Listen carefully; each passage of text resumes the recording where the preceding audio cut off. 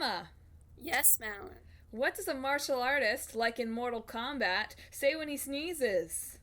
I don't know, Madeline. What does he say? Kung Fu!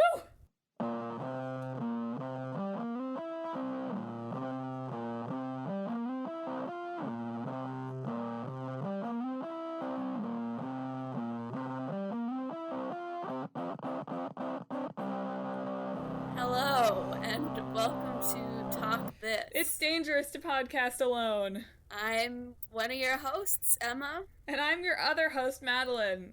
And you just welcome. missed my lovely a cappella rendition of our theme song. Yeah, she sang it after the joke. It was beautiful. It's just so we can really feel how the listening experience is for you at home. Yeah. So we really wanted to use the energy of that theme song rolling on in to our new episode.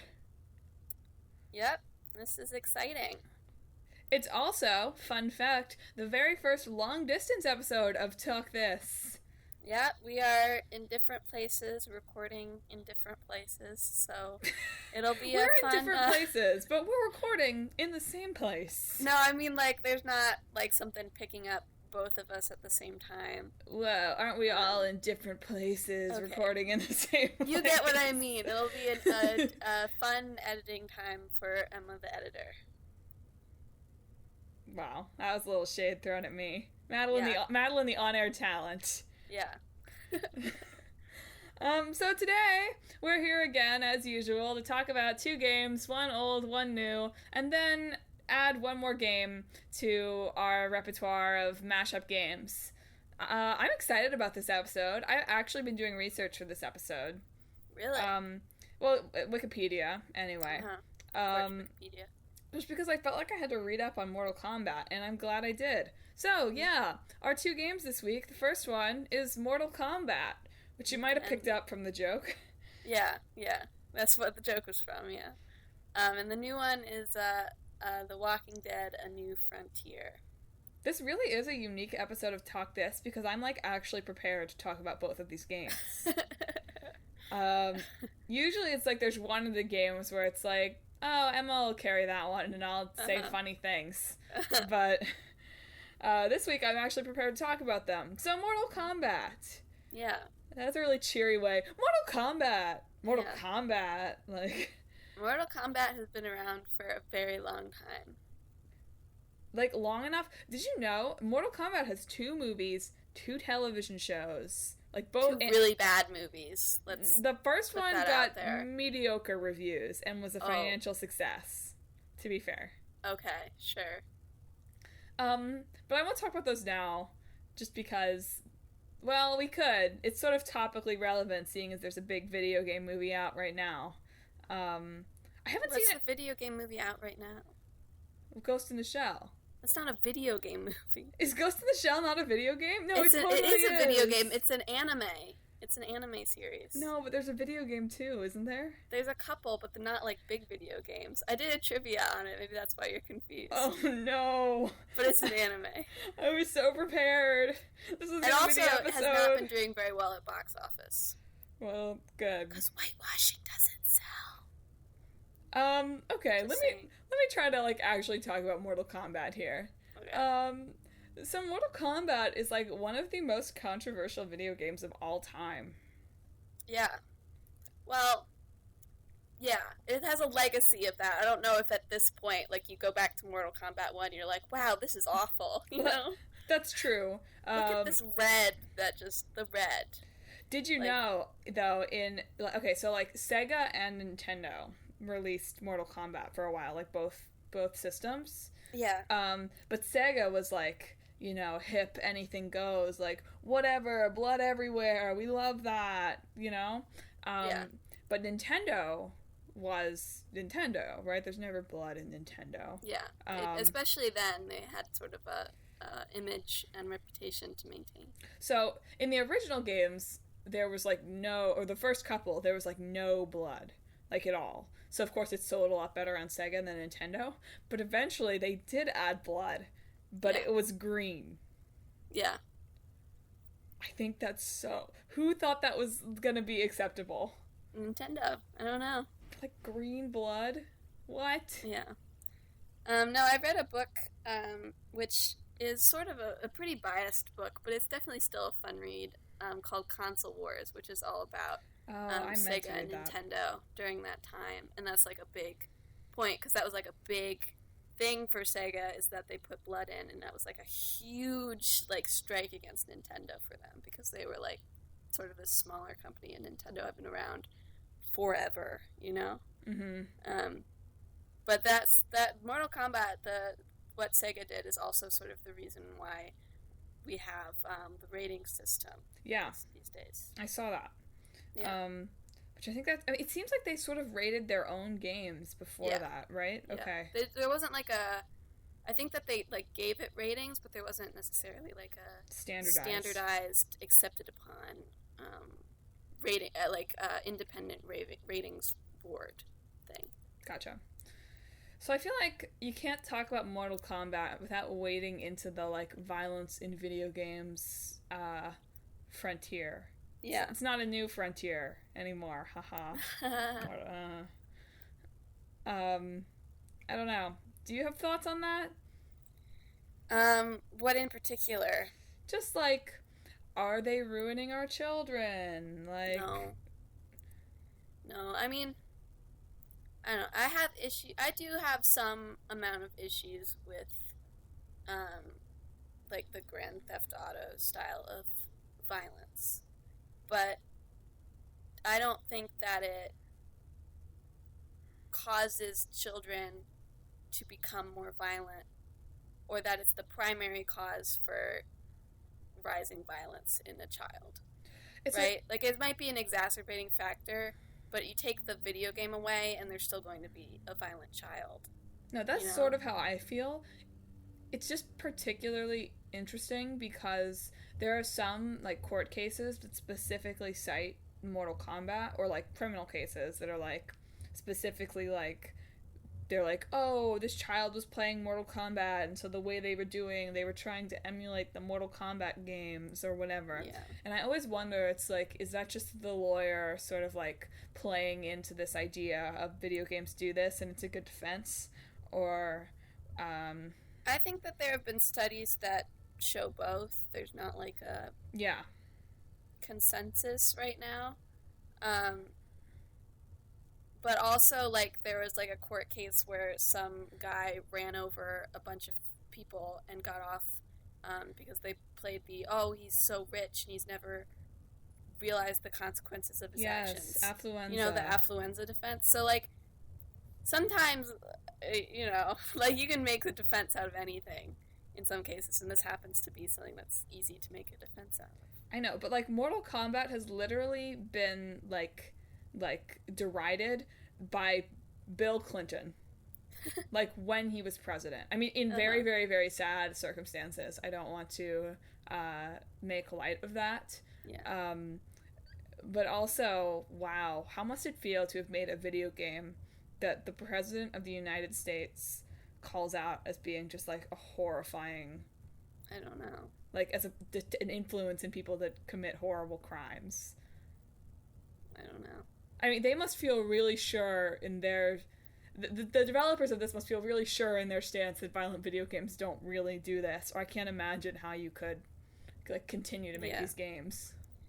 I mean, I feel like something like, you know, like, Mortal Kombat is a fighting game, right? It's not much different than, like, the WWE.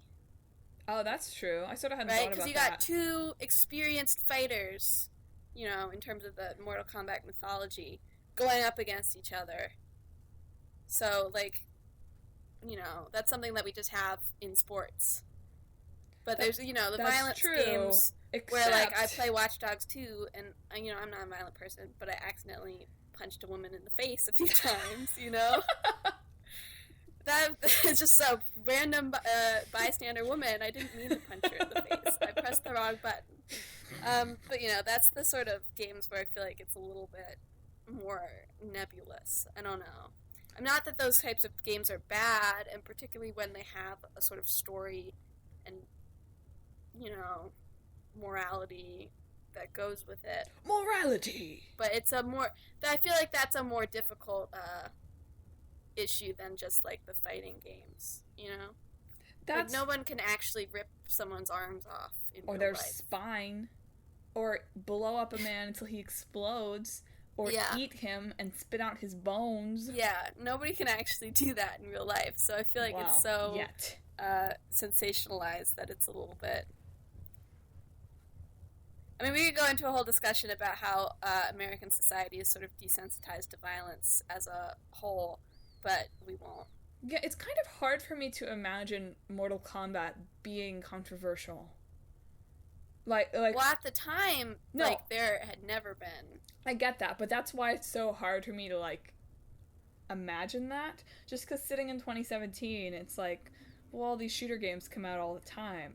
Mm-hmm. Like, this is, like, a big video game market. This is sort of, like, where the money is in video games, is Grand Theft Auto and Halo and Call of Duty and whatever. Mortal Kombat has made billions of dollars, you know? Like, it's hard to imagine just how, like, what a big shift this was. Yeah. Particularly when it was like, these were literally arcade games. Yeah. Like, you would actually go and put your quarters in and well, they had at that point they were consoles. No, I know that. And I know the Genesis and the Super Nintendo Entertainment System. I'm just saying, like, it's hard for me to... Like, I understand it intellectually, but it's hard for me to look at Mortal Kombat and really be shocked. Yeah. Because it's ridiculous. You know? Yeah. It's so ridiculous. Yeah. Then again, I think it's pretty safe to say we don't have any underlying violent tendencies, so... Yeah, that's true. Wait, there was, like, a great quote. I need to find it. I need to go back to the real Wikipedia page and find it. From, like, some other game developer. From, like, the Street Fighter, like, guys. Wait a minute. Let me find this. Here we go. Street Fighter producer Yoshinori Ono says, I think Mortal Kombat represents the difference in philosophy. So in Street Fighter, when you're playing, it's the moment-to-moment gameplay that should be the best. Whether you win or lose doesn't really matter. Whereas in Mortal Kombat, the fighting and playing is really just a pathway to get to the result. It's the fatality you want to see. And you almost want to skip the fighting bit and get to the fatality, because that is the result. Is that how you're going to say fatality throughout this whole episode? Anything that ends in itty is going to be like that for the rest of the episode. Okay. Because there are all sorts of great, like, fatality, like, they don't all, fatality, things. Like, they don't always say, I can't do this, I can't keep this up, I'm sorry, it's too annoying. Fatality! There are all kinds of great, like, other fatality things. Wait a minute, I can't find it. But there's, like, animality, where you turn into an animal and, kill your opponent, obviously. I was saying something that there's some joke of, like, when you do something, sometimes the developer will pop up in the corner and say toasty! Yes. I think that's so fun. Because, like, literally the first couple games were developed by, like, 4 guys. Yeah. Just, like, a programmer, a couple of graphic designers, and a sound guy.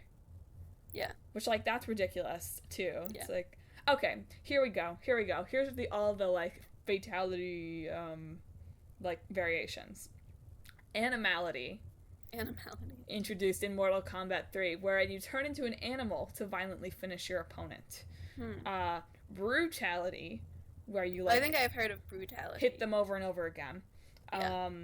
Stage fatality, or death traps, where there's, like, a pit, I guess, and you fall into a pit. Mm-hmm. I don't know. You can fatality yourself, if you want. There's, here we go. Here's the best one. Babality. Where you turn your opponent into a baby. And they also... You don't brutally kill the baby, do you? Wikipedia is unclear on that front. So, it's Mortal Kombat, so I would lean towards the more gruesome... No. That's a little too far. Wow, the line has been crossed. But there's also, they introduced in Mortal Kombat 2, I think, like, the console one, just as, like, a joke about everyone being so outraged about their fatalities, they introduced friendship, where you can, like, just, like, do something nice for your opponent at the end. instead of slaughtering them. Oh, man. So don't anyone tell you that these games have to be violent. Yeah. They don't. It's all about your own choices. It's a choice-based game. But I don't think we've ever played Mortal Kombat. No. Oh, no, we've played Tekken. I've played Tekken. Yeah. Which, they're the same. But, like, we only watched, like, weren't even allowed, were we not allowed to watch, like, Cartoon Network shows or something? Or No, we didn't have cable for a while. Because I only remember watching PBS shows, and I feel like it's made me a different person than some of my peers. Controversial topic about to be... I cannot stand SpongeBob SquarePants. Me neither, but I think that's because we were introduced to it too late. No, I agree. You have to be exposed to it at a very specific age. Yeah, and otherwise it just does not work for you. Wow. Has SpongeBob SquarePants ever appeared in, like, a Tekken crossover? I don't think so. There is a Mortal Kombat DC, isn't there? There is. But now they have their own fighting game. Also, Injustice. Flashback to God of Go, Kratos from God of War has appeared, special guested in one of these things. That's neat. Which, like, that seems a little bit unfair. He's, like, literally a god. But all these characters have their own sort of weird mystical powers and that's backstories. True. Supposedly, it's based on Chinese mythology. That's what they've said. They do all have sort of Eastern-sounding names. Yeah, supposedly that's what it's based on.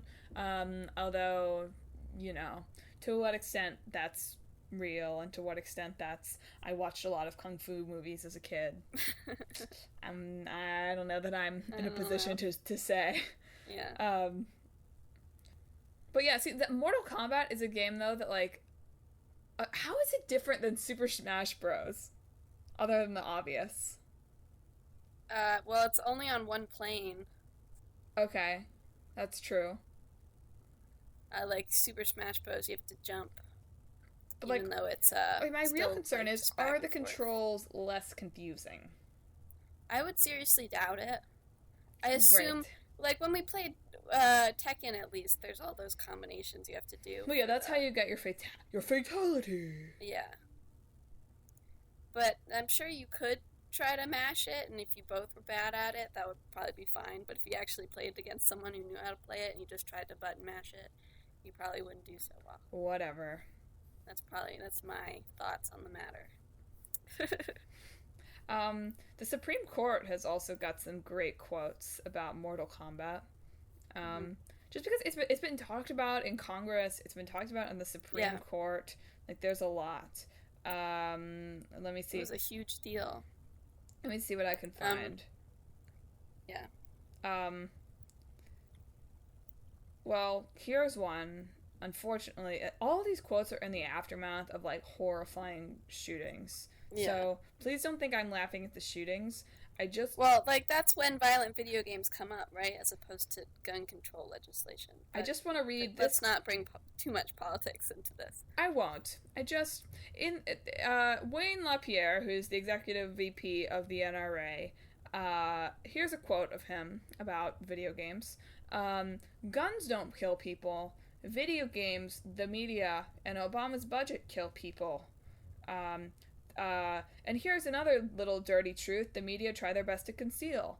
There exists in this country a callous, corrupt, and corrupting shadow industry that sells and sows violence against its own people. Through vicious, violent video games with names like Bulletstorm, Grand Theft Auto, Mortal Kombat, and Splatterhouse. Okay. Do you think the video game industry is selling and sowing violence against its own people? I don't think so. Yes or no? You have to take it with a grain of salt, considering it's coming from the NRA. But I just think, like, who could think that? I don't know. I mean... anyone who's ever played a video game, how could anyone think that? I feel like it, there's always a case where it's an exacerbating factor, or, but I feel like maybe in some cases it's like they're using it to release their violent impulses until it gets to the point where they bring it to the real world, as opposed to they just picked up Mortal Kombat one day and it turned them into a terrible person. I just feel like I never hear anyone railing against, like, war movies or you know what I mean? Like, I think the difference is that you are actually doing it in the video game, right? As opposed to just watching it. But still, like, our media in general, we are just sort of ambivalent to violence. Why do we hate video games so much? Because it's the newest thing still. We always hate the newest thing. I guess so. We always blame it for things. Like, there's a period of time where people thought comics were corrupting the youth. Oh, really? Yeah. And it's just like, whatever the newest thing is, in most situations in life, that's what we blame for everything going bad. Well, then why haven't we moved on to, like, smartphones? Can't we just leave the video games alone? That's true. Although I'm sure that there's plenty of, maybe smartphones are too necessary to our life to, I guess everybody has a smartphone. Yeah.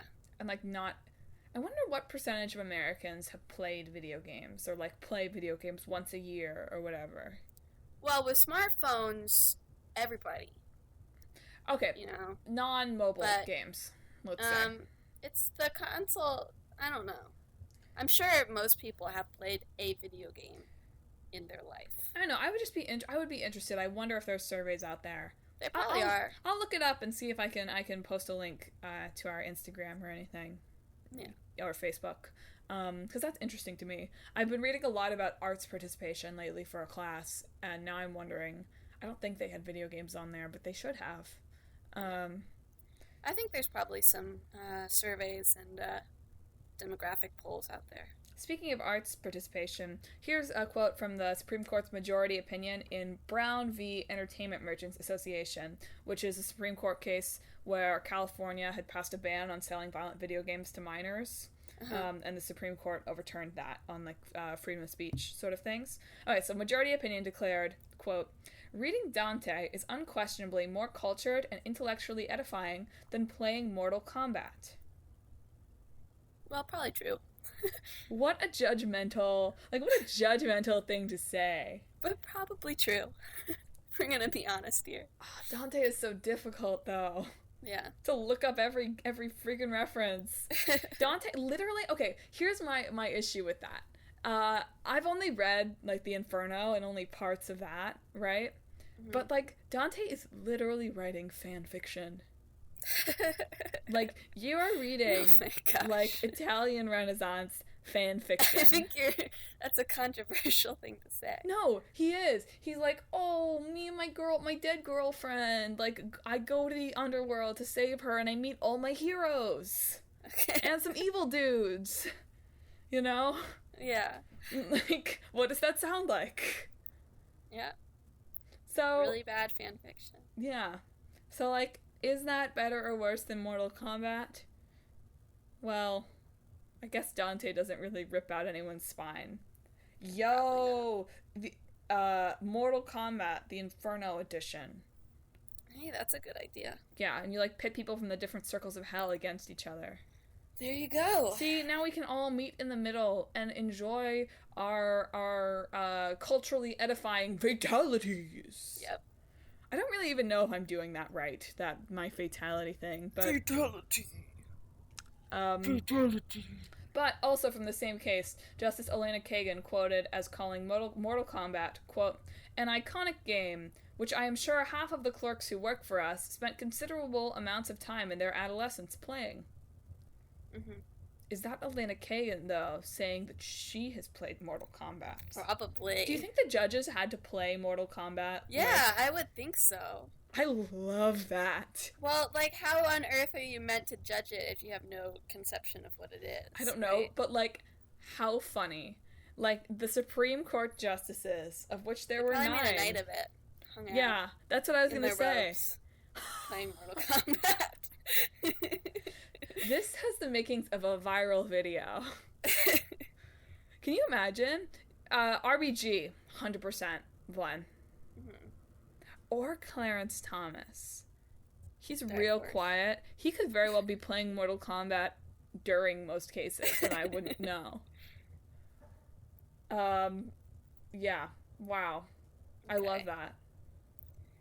So we should probably make a transition here. Yeah.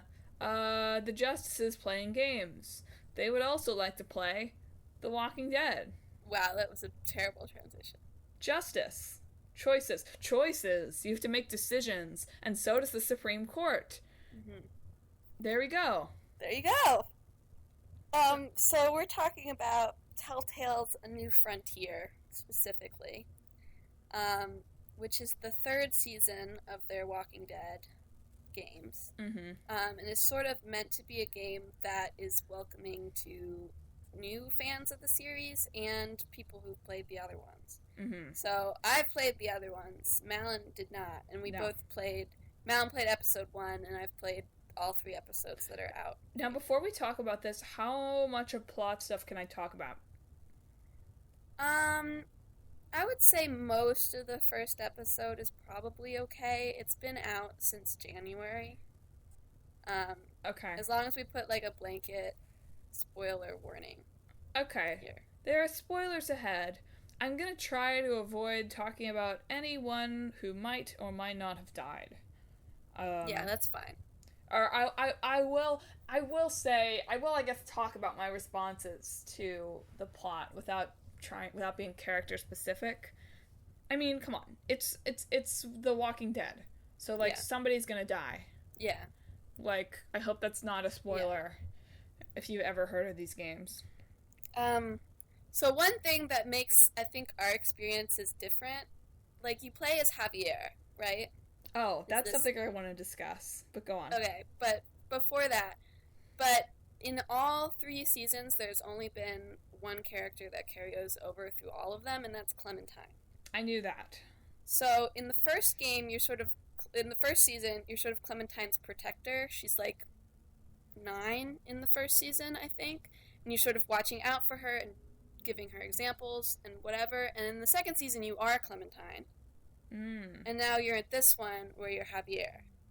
And it's like, you know, I like Javier fine, but as soon as Clementine showed up, like, who cares about Javier?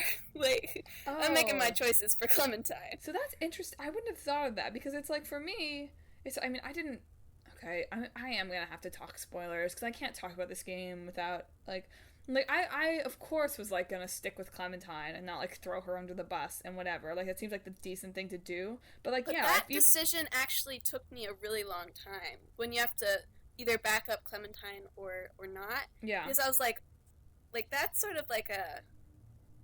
Like, I don't... Like, she went a little far there, but I'm like, it's Clementine, though. Never mind that Javier has no idea who she is, and she's only, like, stolen from him and walked him somewhere. But that's what I'm saying. It's like, for me, it's like, okay, maybe there was a real choice on the table, because I've like, had experience with this girl for, like, all of, like, 10 minutes. I mean, I did sort of know, like, I knew that she was a character in the other games, but I didn't realize you played as, like, of course you're gonna back her up if you've played as her. Like, that's not even a choice. Yeah. And especially, I feel like I'm actually more influenced by the experience of the first season, because he plays Lee, and he's sort of, like, her pseudo-father figure, right? Yeah. So throughout that whole game, sort of my main motivation for making choices was like, what is best for Clementine? Are you taking a picture of me? I just wanted to get a thing for the Instagram. Don't put this up there. Okay, I won't. I'm sorry. I'm not wearing any makeup or my contacts right now, so you don't want to see that anyway. But anyway, during the first season, all I thought about, like, my main impetus for making choices was, like, what's the best thing to do for Clementine? What example am I setting for Clementine? You know? Like, that's what the first season does so well, is making you care so much about this girl. And, like, by the end of it, that you're only doing this for the girl, right? Mm-hmm. And, of course, Javier is not Lee, but having had experience playing as Lee, there's sort of that same motivation that comes back. Well, Javier is like like, you know, he's raising his brother's kids, so, like, that makes sense. But yeah, it's like a little bit... I still am liking this season, but it's been a little bit harder for me to get into, just because I'm having trouble getting into, like, who Javier is. I'm not playing it as Javier. Did you port, like, did your, like, choices from season 1 and 2, like, come forward? Not in any sort of obvious ways yet, besides some of the comments that Clementine has made in passing. But she seems like someone who I recognize. Okay, I was just wondering, because I was curious about that. I was like, I wonder how Emma, this is different, and I wonder if there's anything that's different going on. And not to spoil season 2, but there's 4 pretty distinct endings you can have. And mine ended with Clementine by herself with the baby. Right, who we saw what in did you flashback. Have? Is that what you had? Because you didn't. Did you fill in any choices at all? It didn't give me that option. Okay. Because I was playing, you were playing on your computer, right? Because you had a Clementine flashback, right? Yes, I did. She, sorry, spoiler. She slams her hand in the door. Oh yeah, that's what I had too. Okay. That's interesting. I wonder if there were different ones. There are different ones. Oh, that's interesting. How do they choose what the default is, I wonder? I don't know. Do they base it on their, like, most players did this? I don't know. But yeah, so yeah, Emma was playing on the computer and I was playing on mobile, so I guess that affects, like, do you get to choose choices or not? I will say that playing on mobile, it's like having played Telltale on the PlayStation before, like, the times where you, like, have to run around and look at stuff, like, never bothered me. Yeah. Really, like, I feel like, is that hard on mobile? It feels like it's very different. I mean, it's not very hard. It's just, like, irritating. Yeah. I mean, it was compounded by the fact that I was playing this game, like, on the Stairmaster, probably. But, like, because you have to sort of, like, drag, but it's hard to look around. Yeah. It's just really irritating, and there's never anything significant enough that happens based on your interaction with, like, the area in that scene for it to feel worth the effort that I'm having to put in. Yeah. It's fine on PC. Yeah, that's what I figured. I figured, like, any other system, this is probably fine, but on my, like, little iPhone, this is frustrating and annoying. I also felt like it was a little slow to get into, like, doing very much. Yeah. No, this game is, compared to Telltale in general, and particularly the Walking Dead seasons, has a lot less, like, walking around segments. Well, I love that. That's great. I don't know, like, you've only played Tales from the Borderlands, right? And I feel like those walking around segments are dumb. But The Walking Dead, like, has more, like, puzzles to solve, you know? Great. I hate that. You wouldn't like that, but, and you can, like, but what's nice is that you can talk to people, right? You can talk to people in your group, and in those conversations, you get a better impression of them and are able to leave an impression on them, right? So that's sort of... But there's not much chance for that besides, like, the first scene in the first episode where you're looking for gas. Okay, well, I like that, because it's frustrating. I wonder if they're realizing that mobile is more of their market, and they're having to transition away from that. I would be interested to see what their sales data looks like for different platforms. Because, it's really frustrating. It's not frustrating, it's just, like, really tedious on mobile. I wonder if it'd be easier if you were doing it on, like, iPad. Oh, it would, absolutely. I agree. But on my iPhone, it's really tedious and just annoying. It's like, oh, look at all these, like, dumb old cars I'm looking at for no reason, you know? Yeah. But I just also felt like the game was slow to start. Yeah. I didn't feel like I was making that many interesting choices until, like, the last 5 minutes. They released, episodes 1 and 2 at the same time. Oh, okay, and that they're makes sense. also much shorter than an average episode has been. Yeah.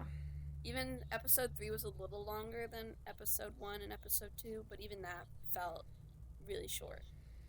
They've finished the season now, right? No, they only have episode 3. Oh, they just released episode 3. Oh, okay. But there's only gonna be 4. 5. 5? Yeah. Kill me. Okay. There's usually 5. That's what I thought, but I felt like I'd read somewhere.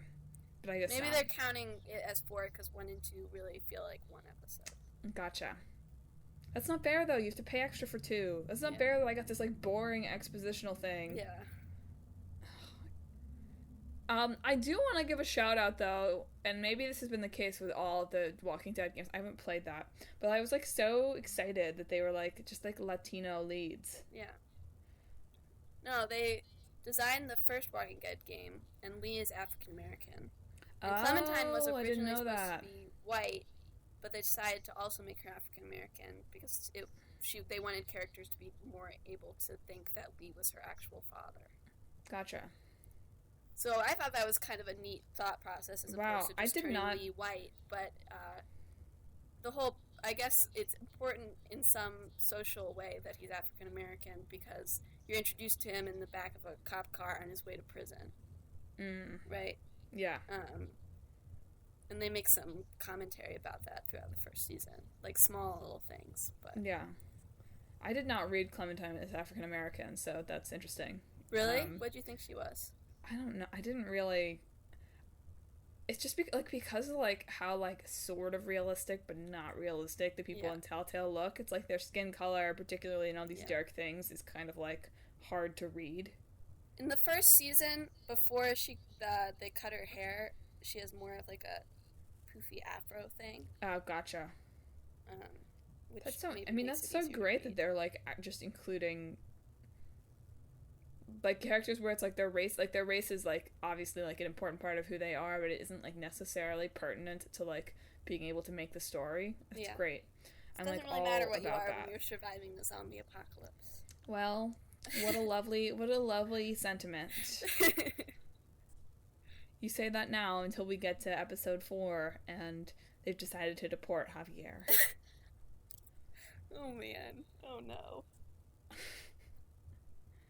I shouldn't have been shocked by the big death, but I was. Yeah. I just wasn't expecting it. I should have been. I should have known that, like, I was like, oh yeah, I made all the right choices and everybody lived. Yeah. I was like, I knew I made the right call to go with Trip. Yeah. Yeah, there's like, whether your choice has a ton of effect is debatable in the I'm used to that. Series, but like I feel like it doesn't necessarily matter in the tone it's trying to and the stories that it tries to tell. We'll see. I haven't decided yet if I'm gonna keep playing. I mean, I know that it's just a matter of like, do I want to spend the money? And like also like, do I have the time? Yeah. But like theoretically I would keep playing, except that it's annoying on mobile. Well, you can play on my computer when you get home if you want. But my choices, Emma. Yeah. But yeah, it's like it'll be interesting to see if it's satisfying, because that is the problem I have with these choice-based games of like you make all these choices and in the end it doesn't really matter. Yeah. Which maybe that's a statement about humanity and free will, but not to go back to the first season so often, but I just think it's such a great story and a great game, is that your choices don't necessarily affect how things turn out, but because you have this character who's sort of like watching you, right? Like you're supposed to be setting an example and sort of raising a child in these difficult times, and so that makes your choices feel like they have weight, even though it's like, you know, it's a virtual character and you don't know that's what's an interesting device after, right? But you feel like you're trying to impart lessons on someone who's watching you. So I feel like that I feel like that's the best way. way. That there wasn't necessarily a lot of change in the storyline, but you still felt like you were making your own story in a way.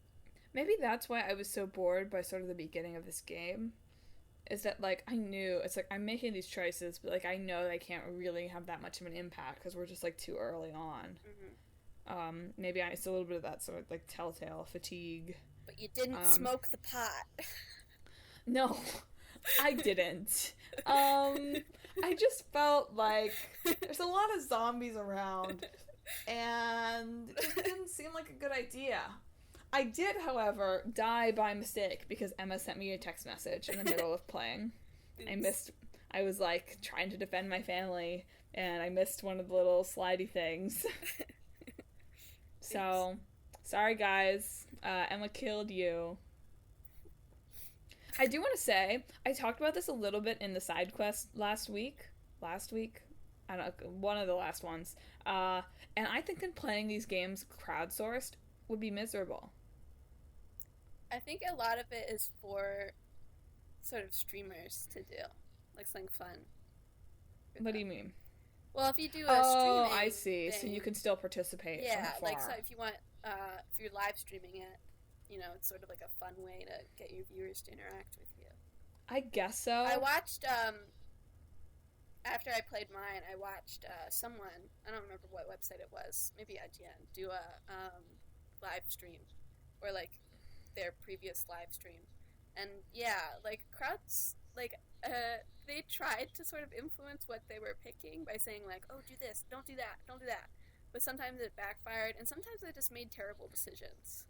Like, I don't know if they did it on purpose or if just people are dumb, but like sometimes they just made terrible decisions. In my they smoked the pot. You're driving. That was my thing. I'm like, I'm driving a car. I'm not gonna smoke the pot. What if I get pulled over? By a zombie cop? Yeah. I'm sorry, they don't call them zombies, but like, you know. Yeah. Walker. Could have made a good joke about walkers. Oh man. Alright, so I guess we better move on to making a game between these two games. Oh Mortal man, it's Kombat a violent one. and The Walking Dead. It's yeah, bloody. so rated M for mature. There are a lot of fatalities. It's like, well, there kind of already are in The Walking, like, you're always, like, crushing zombie skulls, walker skulls, muerte. Muerte. Skulls. Muerto. But I feel like it's gotta be more interesting than just, like, Mortal Kombat, but with zombies. Yeah. Also, these are complicated games to implement into my wellness center. You've already, like, made them jump off a cliff, so I don't see why you can't just beat them up. Well, after that. Mortal Kombat can work, right? Like, we can have, like, a dojo, and it's, like, a VR thing where you're fighting actual people, and then whoever wins the sparring match does, like, a virtual, you know, spine ripper, or whatever. Well, The Walking Dead could be like, you lock them up in a room and force them to make complex moral questions until they cry, and then you let them out. I've been thinking about, like, posting, like, word art of good quotes from our episodes, and that was one that was, like, a good one. That was really quality. No, okay, gotta mash them together. Because, yeah, that's dealt with my wellness center conundrum. We've got our expansion coming in. It's gotta have that choice-based thing. Or, you're playing, like, Mortal Kombat, but you've got, like, a little kid watching you play it. Oh my gosh. Like, in the game. Like, you've got your, like, little kung fu protege, and you have to decide what kind of kung fu you want to teach them. Do you want to teach them to do fatalities, or do they offer friendship? Yeah. There you go. No, I don't like that. I don't like that either. That's so like weird. It's like calling it, it's like literally, it's so meta, right? It's like already we're worried about what are our children learning from Mortal Kombat. So let's put children learning in Mortal Kombat. Yeah. Well, maybe you are like you're like a dojo master. Okay. And you have to fight through the world with your little dojo pupils. And so, like, I wouldn't produce that, but life lessons, but also trying to protect them from the world. And at some point, you have to decide which of them are gonna die. Yep, to kill one of them. This just sounds like the dojo dead. The dojo. It's like you're just walking around. Are you fighting zombie? Like, what are you fighting? Other people, other dojo masters. I have an entirely different proposition. Go ahead. It's the Supreme Court justices and a group of young lawyers. And the justices are teaching the lawyers to fight to the death. Uh-huh. Not with words, though. With their fists. With kung fu. It's Do they, like, preside over the matches? I don't know. I just want to see, like, RBG and, like, Clarence Thomas. Like, Can you make an objection to your opponent's move? Objection! That's Phoenix Wright, Ace Attorney. Yeah, but it's also just a courtroom. This doesn't have anything to do with The Walking lawyers Dead. fighting each other. Oh, I know exactly what the game should be. Okay. It is sort of, you've got a little bit of Phoenix Wright going on in here. Okay, so it's a courtroom game where you're having to defend a violent video game. How to, like, make a case that it's, like, a good thing. I thought there was more than that. I thought there was gonna be more than that. And then you fight. Yeah. You have to prove it's a good thing through punching each other. So Yeah. I feel like that wouldn't work very well. It's like a strongman court kind of thing. Mm-hmm. This isn't good. Why aren't these games... Because they're completely different game mechanics, that's why. Well, they're completely different game mechanics and just slightly too similar at the same time. It's like, it's not like you could just say, like, okay, like, take The Walking Dead and those things where you fight zombies, it's like Mortal Kombat. Like, that's the obvious game. Yeah. Instead of, like, Telltale's, like, what is it? Quick time events. Yeah. QTEs. Yeah. Or you could just turn Mortal Kombat into just a series of QTEs. But that would be the worst game ever. That would literally be the worst game ever. We've created it. Although that's sort of what fatalities are. Yeah. True. Fatalities. Fatality. Oh, okay. Here we go. Here we go. I got it. It's The Walking Dead. Nothing's different. Except that every time someone dies... Fatality. Yeah. No. But it doesn't even... They don't even have to die different. They die just a little more gruesomely, but we hear, fatality. And every once in a while, one of the characters... The option... Always, instead of silence, the silence option is toasty. There we go. That's the game. There you go. That's the game, ladies and gents. Wow. That is a terrible game. They'll make a great movie out of it. Don't make any of these games. This is the brainstorming session. Yeah. We'll come up with something good eventually, but these games are, well, they're not our best. Maybe they're not our best. It's a zombie fighting game, but the zombies slowly become, like, self-aware and, like, grow as people. Oh my god. Begin to question what they're doing. Like warm bodies.